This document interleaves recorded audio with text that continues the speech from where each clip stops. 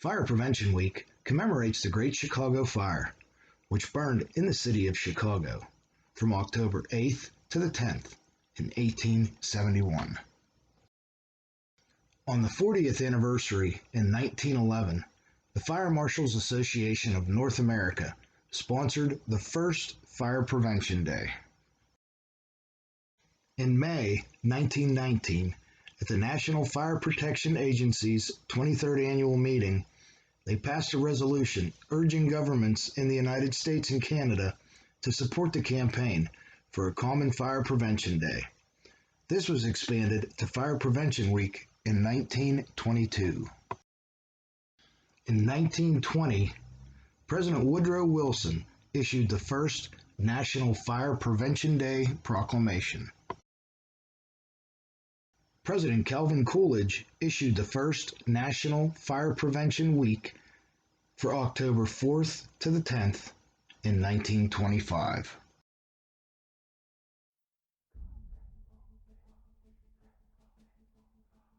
The Great Chicago Fire burned the city of Chicago from October 8th to the 10th in 1871.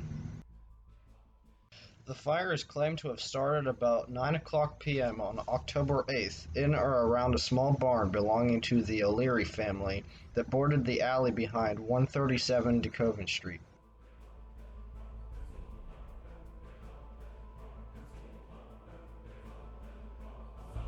There has been much speculation over the years as to what actually started the fire. The most popular tale blames Mrs. O'Leary's cow, who allegedly knocked over a lantern. In 1871, the Chicago Fire Department had 185 firefighters with just 17 horse-drawn steam pumpers to protect the entire city. The initial response by firefighters was quick, but due to an error by the watchman, Thaddeus Schaefer, the firefighters were sent to the wrong place, allowing the fire to grow unchecked. An alarm sent from the area near the fire also failed to register at the courthouse where the fire watchmen were located.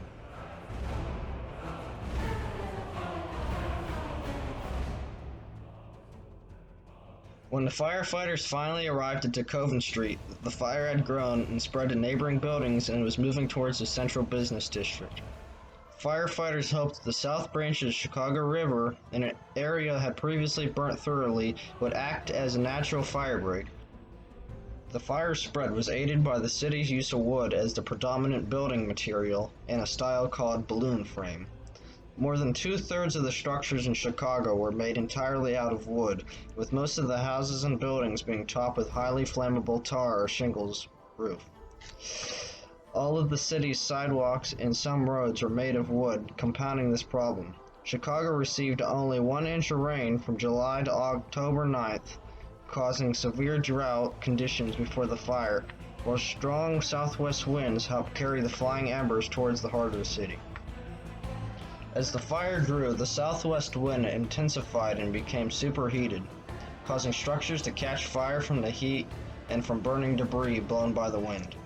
Around midnight, flaming debris landed on the roof of the South Side Gas Works. With the fire across the river and moving rapidly towards the heart of the city, panic set in. About this time, Mayor Roswell B. Mason sent messages to nearby towns asking for help.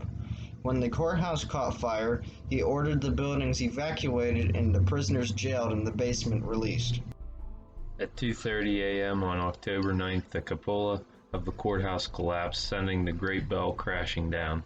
Witnesses reported hearing the sound from a mile away. As more buildings succumbed to the flames, a major contributing factor to the fire spread was a meteorological phenomenon called a fire whirl. As superheated air rises, it comes into contact with cooler air and begins to spin, creating a tornado-like effect.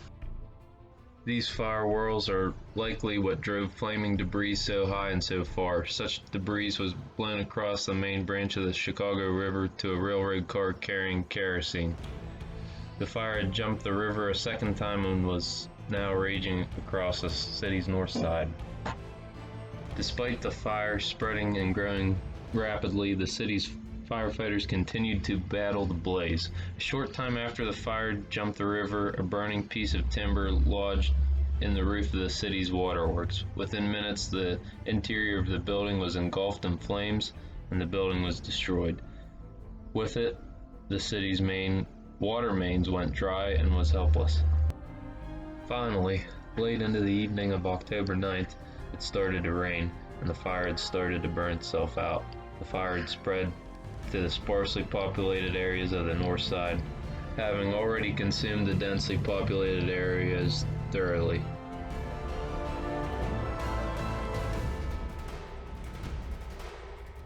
Once the fire ended, the smoldering remains were still too hot for a survey of the damage to be completed for several days. Eventually, the city determined that the fire destroyed an area about 4 miles long and averaging 3/4 mile wide, encompassing an area of more than 2,000 acres.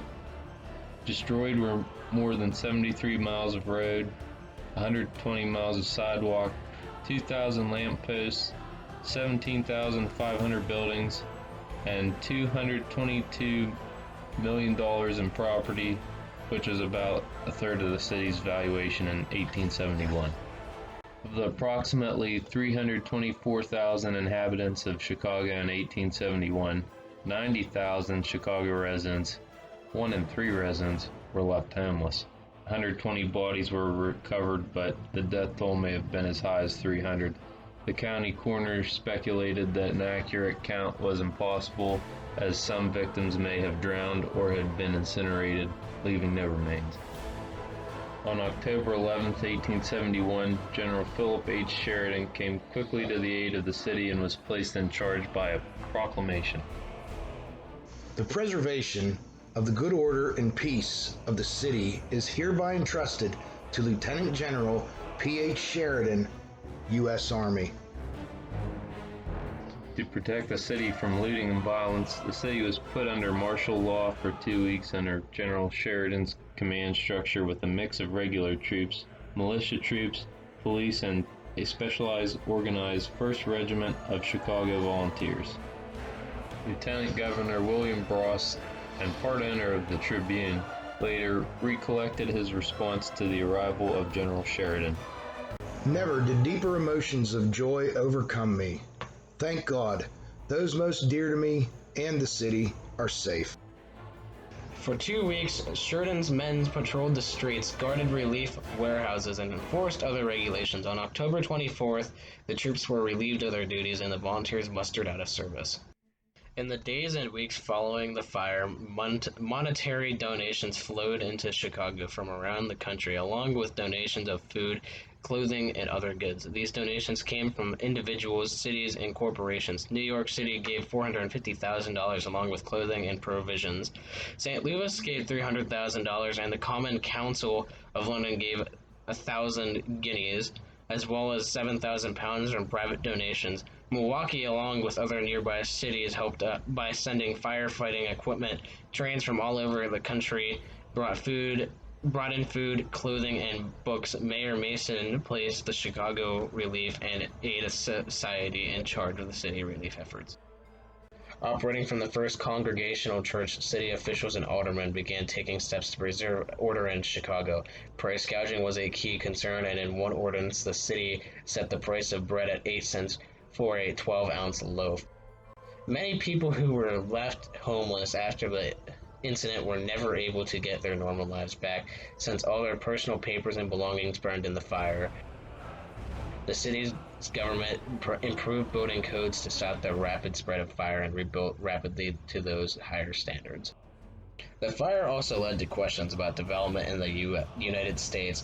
Due to Chicago's rapid expansion at the time, the fire led to Americans reflecting on industrialization.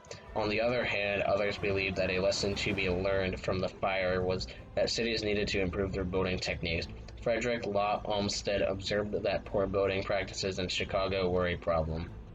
Olmsted also believed that with brick walls and disciplined firefighters and police, the deaths and damage caused would have been much less. Almost immediately, the city began to rewrite its fire standards, spurred by the efforts of leading insurance executives and fire prevention reformers such as Arthur C. Ducott. Chicago soon developed one of the country's leading firefighting forces. Business owners and land speculators such as Gurdon Saltonstall Hubbard quickly set about rebuilding the city. The first load of lumber for rebuilding was delivered the day the last burning building was extinguished. The Palmer House Hotel burned to the ground in the fire 13 days after its grand opening. Its developer, Potter Palmer, secured a loan and rebuilt the hotel to higher standards across the street from the original, proclaiming it to be the world's first fireproof building.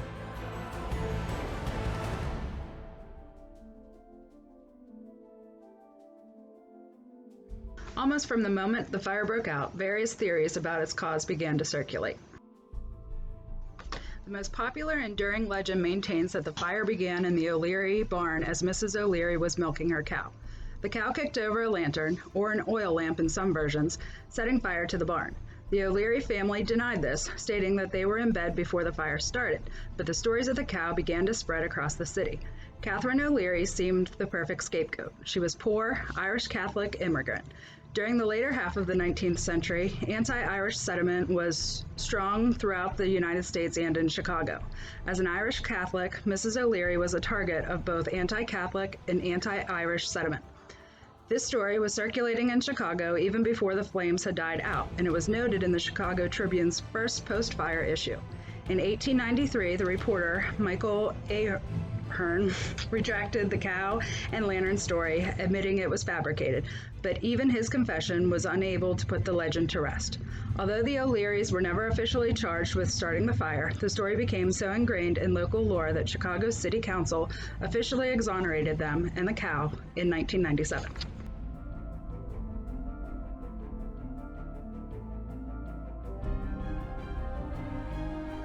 Anthony DeBarlo reported evidence in 2 articles by the Chicago Tribune suggesting that Lois M. Cohen may have started the fire during a craps game.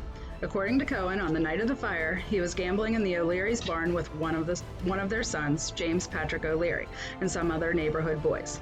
When Mrs. O'Leary came out to the barn to chase the gamblers away at around 9 p.m., they knocked over a lantern in their flight, although Cohen states that he paused long enough to scoop up the money. Following his death in 1942, Cohen bequeathed $35,000, which was assigned by his executors to the Medill School of Journalism at Northwestern University. The bequest was given to the school on September 28, 1944. This argument is not universally accepted.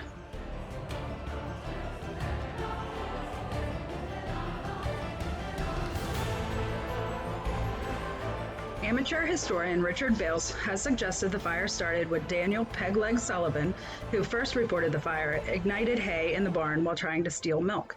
Part of Bales' evidence includes an account by Sullivan, who claimed in an inquiry before the Fire Department of Chicago on November 25, 1871, that he saw the fire coming through the side of the barn and ran across to Coven Street to free the animals from the barn, one of which included a cow owned by Sullivan's mother. Bales' account does not have consensus. The Chicago Public Library staff criticized his account in their webpage on the fire. Despite this, the Chicago City Council was convinced of Bales' argument and stated that the actions of Sullivan on that day should be scrutinized after the O'Leary family was exonerated in 1997.